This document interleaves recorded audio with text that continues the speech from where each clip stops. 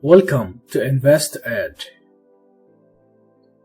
Hello guys, welcome sa channel natin. Kung bago ka pa lang sa channel natin, huwag mo kakalimutan na i-subscribe and pindutin ang bell button para ma-notify ka sa mga bagong videos na lalabas sa channel natin. No? So dito, binabahagi ko yung 7 years of experience ko sa pag-trade at pag-invest ko sa stock market. And ang kagandahan pa dito, it's completely free. Maraming salamat. Okay guys, so yung re-reviewin natin na company ay ang company SPC Power Corporations. No? So yung focus lang natin dito ay ang third quarter earnings ng company. No? So kung gusto nyo mapanood yung full analysis natin sa kanya o yung year-to-year analysis, so nasa baba yung ating descriptions and nasa baba yung ating link para mapanood natin ito. No? Okay guys, so take note, third quarter earnings lang ang ating focus dito. So guys, kung ready na kayo, let's start and see you on the other side.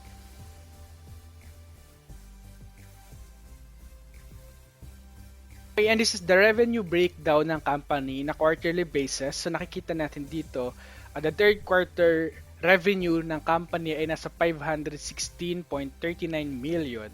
Well, comparing to the second quarter of 2020 na nasa 428 million lang, no. So nakikita natin na significantly nag-grow na yung kanilang revenue in the third quarter report nila, no. And comparing to the first quarter of 2020, mas mababa pa rin siya, no, kaysa doon sa ating first quarter na nasa 540.7 million pesos. Okay? Let's compare the third quarter revenue to the same quarter last year, no? Nakikita natin dito na meron silang 615 million pesos revenue in the third quarter of 2019 while now nasa 516.39 million pesos revenue na lang ang company, no? So nakikita natin no na hindi pa masyadong naabot yung revenue no last year, but still it is a good sign na nakikita natin na nag-improve na yung kanilang revenue. Okay guys, no, so let's compare the net income naman ng company in a quarterly basis. So now in the third quarter nakakuha sila ng 375 million pesos net income, while comparing to the second quarter na nakikita natin na mas mataas pa rin yung kanilang second quarter net income na nasa 439 million, no. So although nakita natin yung kanilang revenue nagtumaas ngayon, no, but maba naman ngayon, no.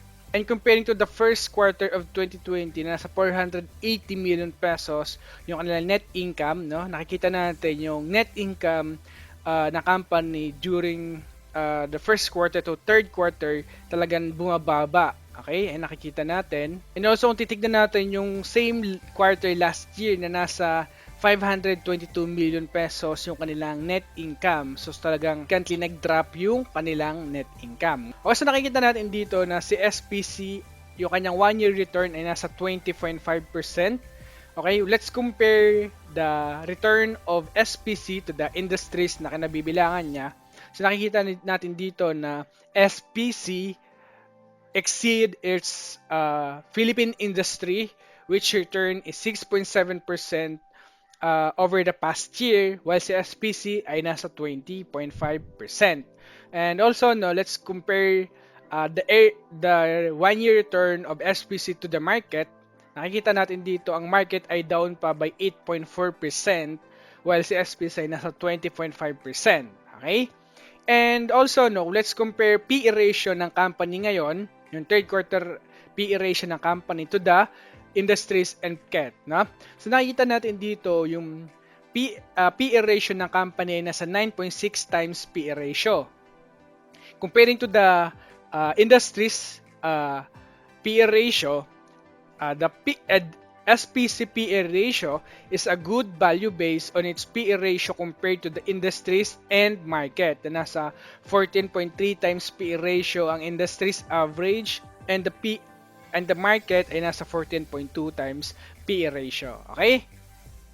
Okay guys, no, konting commercial lang, no. Guys, kung bago ka pa lang sa channel natin, no, kung ngayon nyo pa lang ito nakita, ito ay screener natin na ginawa, no, para magamit nyo. Share ko sa inyo kung paano ako nag-screen, paano ako namimili, no, and kung paano ako nagka-categorize na pwede kong pag-investan na stocks, no. So itong screener na to, binibigay ko ito sa inyo guys na libre. Okay guys, so nasa baba yung descriptions nito kung gusto nyo gamitin, nasa baba, no? So, click nyo na lang and para ma-explore nyo ito, okay? So, kung di nyo naman alam kung paano to gamitin, meron tayong video dyan, no? Antayin nyo hanggang dulo kasi meron doon magpa-pop up na video kung paano ginagamit ito. Okay, no? Nakikita natin dito yung comparison ng PE ratio ng company. Ayan.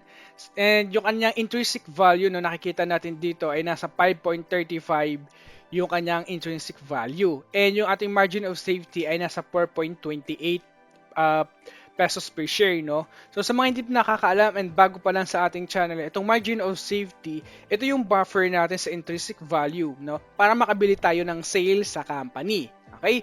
So kapag yung current price ay nasa margin of safety or below margin of safety, it is considered a buy ratings in terms of intrinsic value alone. Okay? And yung ratings natin ay ngayon naka-hold tayo kay SPC sa ratings natin, no? And also nakikita natin dito yung moat analysis ng company, no? So nakikita natin dito yung kanyang moat ay nasa 5, management ay nasa 10, debt ay nasa 10, no? So yung ratings dito, 1 is the lowest, 10 is the highest. And as we can see, no, nakikita natin dito yung kanyang 52-week high ay nasa 11.06 per share. Okay? Yung high niya. And yung kanyang 52-week low ay nasa 6.5 pesos per share, no? And also, no, kung titignan natin dito yung kanilang chart, no, in 1-year chart, nakikita natin during the peak of pandemic, nag-massive drop daw ng company and nag-back up na ngayon, no? Okay? And also, kung titignan natin dito, yung kanilang dividend yield ay nasa 3.8 dividend yield. And now, no, ngayong araw, merong trades na 183 na trades dito.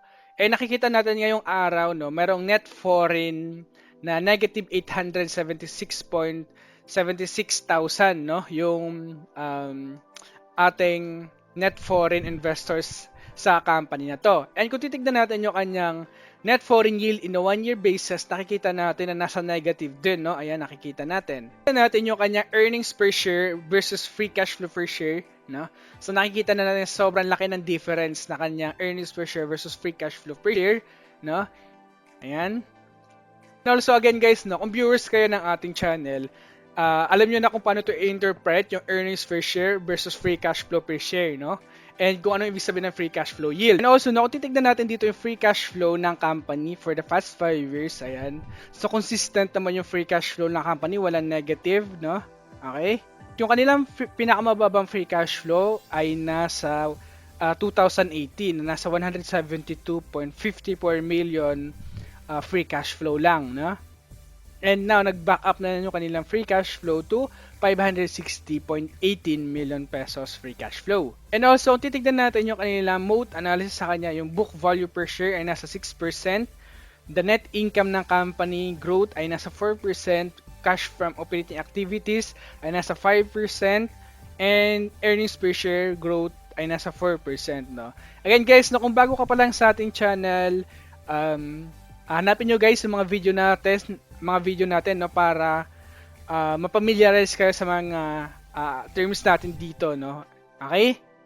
And kung titignan natin dito yung ROIC ng company, no, ayan, talagang stable to 18.16% yung kanilang ROIC. And yung kanilang return on equity also, nakikita din natin na stable din, no? So sobrang ganda na kanilang management, no? Yun nga pala, no, ang meaning nitong ROIC, no, kung gaano ka-efficient yung company, no, to handle cash and to produce profit from their businesses. Okay? Yung return on equity naman, ito yung kung gaano kagaling ang management to handle others people's money. So, yun na lang, no, para mas lalo nating maintindihan lahat-lahat. Okay? Also, no, kung titignan natin dito yung kanyang debt to earnings ratio, ayan, nakikita natin na sobrang baba niya kanilang debt to earnings ratio. Okay? So, yung pinakamataas nilang debt to earnings ay noong 2015 na nasa 0.4 debt to earnings ratio, no? Sa mga hindi nakakaalam guys kung ano itong debt to earnings ratio, ito yung gaano katagal mababayaran ng company yung kanyang long-term debt gamit lamang yung kanyang net income. So, nakikita natin dito from 2017 to 2019 talagang wala na silang debt to earnings ratio, no? So maganda tignan 'yan. Bakit? Paano nga ba 'to ina-analyze ang debt to earnings ratio? So ano nga bang gusto natin makita dito, no? So, ang gusto natin makita kapag nag-a-analyze at nagre-review ng stocks, gusto natin makita yung kanilang debt to earnings ratio ay less than 3 lang yung kanilang debt to earnings ratio. So, anong ibig sabihin nun? Yun na nga, no? Kung gaano katagal mababayaran ng company yung kanyang long-term debt, gamit lamang ang kanyang net income. So, yung gustong-gusto natin makita, no? So, ang ibig sabihin nun, wala silang masyadong or wala silang interest expense na kinikater sa company. That's a good sign, no? Also, kung titignan natin dito yung price to book ratio ng company ay nasa 1.47 in a quarterly basis, no? So, it is a overvalue, no, in terms of price to book ratio. Kasi yung price to book ratio ng industries ay nasa 1 and yung price to book ratio ng market ay nasa 1.1, no? So, above siya doon sa industries and market. And kung titignan natin dito yung kanilang current ratio, no, ang ganda kasi nasa 7.82 yung kanilang current ratio. So, anong ibig sabihin nun, no? Ang ibig sabihin nun, 7.82 times kaya nilang punan yung kanilang current liabilities gamit yung kanilang current assets. Okay? Nangangahulugan, wala silang liquidity problem in the next year. Kasi ang gusto natin makita sa current ratio ay nasa 1.5 pataas yung kanyang current ratio. And nakikita natin dito na 7.82 yung kanyang current ratio, no?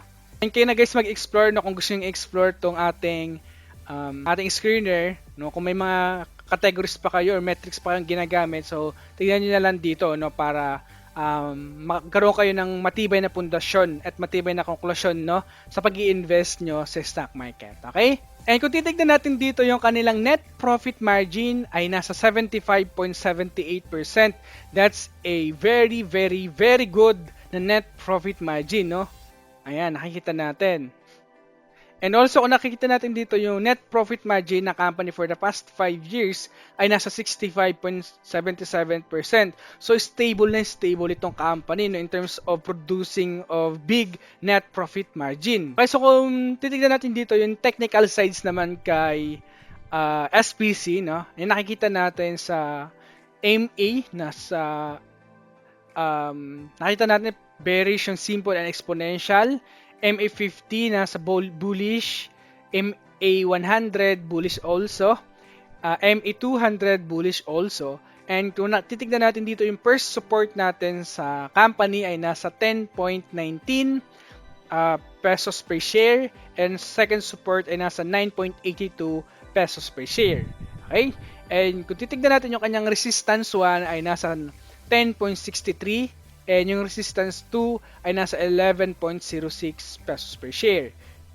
Kung titignan natin dito kanilang short-term trend ay nasa downtrend while the medium-term trend ay nasa uptrend tayo, no?